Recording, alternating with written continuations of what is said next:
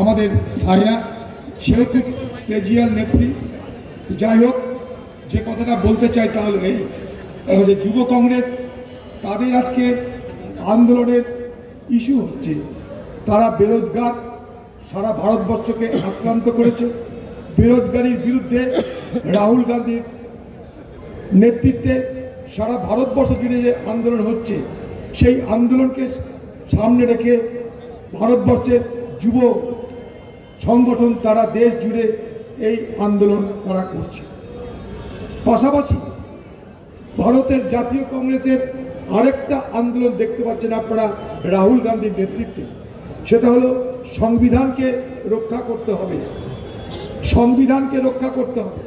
তার সঙ্গে মণিপুর, যেখানে প্রায় 2 বছর হতে চলল, অশান্তি থামছে না, মণিপুর নিয়ে কেউ কোনো কথা বলছে না। আমরা ভাবছি ভারতবর্ষে মণিপুর বলে কোনো জায়গা আছে কি নেই কেউ আমরা জানি না, কিন্তু ক্রমশ ভারতবর্ষের বিপদ বেড়ে চলেছিল। আমাদের ভারতবর্ষের সুরক্ষা, ভারতবর্ষের নিরাপত্তা ক্রমশ আজ বিঘ্নিত হচ্ছে, ক্রমশ আজ বিপদের মধ্যে দিয়ে চলছে। একদিকে বাংলাদেশ, তার পাশে মায়ানমার। তা কোথায় যাবে ভারতবর্ষের আগামী দিনের নিরাপত্তা সুরক্ষা, এটা ভাবার সময় এসেছে।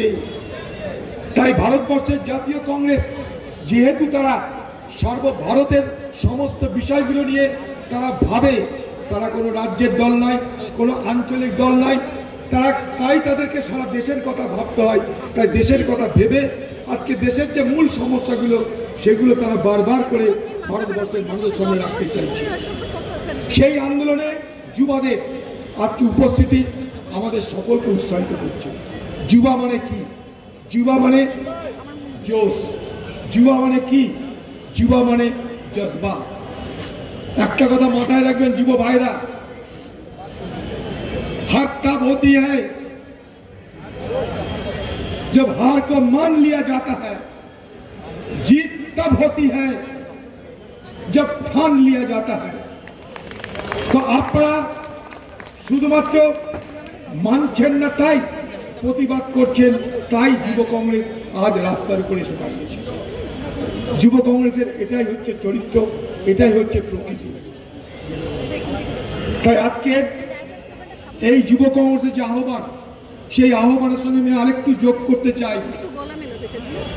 এই যুব কংগ্রেস, পশ্চিমবঙ্গের যুব কংগ্রেস, এই যুব কংগ্রেসের নেতৃত্বকে বলবো যে আজকে পশ্চিমবঙ্গে কলকাতায় আরজি কর কাণ্ডের তিলোত্তমাকে নিয়ে মানুষের যে রোষ, মানুষের যে ক্ষোভ, মানুষের যে প্রতিবাদ, বিচার না পাওয়ার জন্য মানুষের যে আক্রোশ প্রতিফলিত হচ্ছে, আমরা তাতেও সহমত পোষণ করতে চাই। কারণ আমাদেরই ঘরের আরেকটা মেয়ে, সে হাসপাতালে চাকরিরত অবস্থায় ধর্ষিত এবং খুন হয়ে যায়, এবং সেই খুনকে আড়াল করার জন্য সারা পশ্চিমবঙ্গের সরকার যেভাবে কুৎসিত মদত করেছে, আমরা তাকে নিন্দা করতে চাই, তাকে ভর্ৎসনা করে প্রতিবাদ করতে চাই।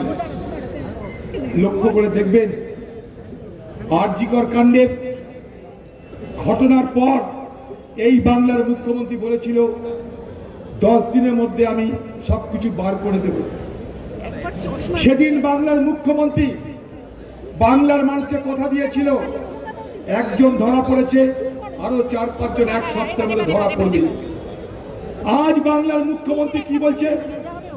সেদিন আপনারা এটাও দেখেছেন, যখন সারা বাংলা বিচারের দাবি করছে, সেই বাংলায় মানুষের ক্ষোভকে প্রশমিত করার জন্য, সেই বাংলার মানুষের ক্ষোভকে দুর্বল করে দেওয়ার জন্য সরকারের মুখ্যমন্ত্রী, সরকারের পুলিশ মন্ত্রী, সে নিজেই মিছিল বার করে বিচার চাইছে। আমরা দেখেছি এটা। তার একটাই কারণ, প্রতিবাদের তীব্রতা যাতে কমে যায়। কিন্তু যে মুহূর্তে আদালতের কাছে জামিন পাচ্ছে অপরাধীরা, তখন বাংলার মুখ্যমন্ত্রী কিন্তু আর বলছে না আমি অপরাধীদের বিচার চাই, অপরাধীদের সাজা চাই। লক্ষ্য করে দেখবেন, সেদিন বলেছিল বিচার চাই, আজ দিদি বিচার চাওয়ার কথা বলছে না, বড় উল্টো হচ্ছে। তৃণমূলের নেতা নেত্রীরা প্রতিদিন তারা ডিফেন্ড করছে, কি বলে? যে কলকাতা পুলিশকে তো দায়িত্ব দেওয়া হয়নি, তাই কলকাতা পুলিশে কিছু যায় আসে না, সিবিআই পারেনি, তোমরা সিবিআই কাছে বুঝে নাও। এটা কোনো সরকারের যুক্তি হতে পারে? এটা কোনো সরকারের যুক্তি হতে পারে? আপনার রাজ্যে ঘটনা, আপনার রাজ্যে ধর্ষণ, আপনার যে খুন, এক বৃহৎ চক্রান্ত, আপনি সব জেনে শুনে চুপ করে থাকবেন, সমস্ত দায়ী দায়িত্ব ঝেড়ে ফেলতে চাইবেন, কারণ সিবিআই তদন্ত করছে। এই অজুহাতে আপনি আপনার রাজ্যের একটা অন্যায়কে, একটা পাপকে, একটা হত্যাকে, একটা খুনকে আপনি অবজ্ঞা করতে চাইছেন কেন? তার কারণ একটাই, আপনি অপরাধীদের রক্ষা করতে চাইছেন। যেন সিবিআই তদন্ত ব্যর্থ হয়েছে মানে তৃণমূলের খুব আনন্দ হয়েছে। দুর্গাপূজার পর আমরা দেখতে পাই যে দেবী মাকে নিয়ে কার্নিভাল বার হয়।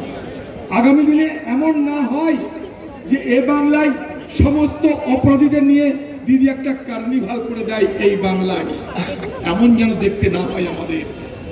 আজকে তৃণমূলের যেন সন্তোষ প্রকাশ পাচ্ছে হাবে ভাবে কথাবার্তায়, যে সিবিআই পারেনি, আমরা কি করব। তাই আজ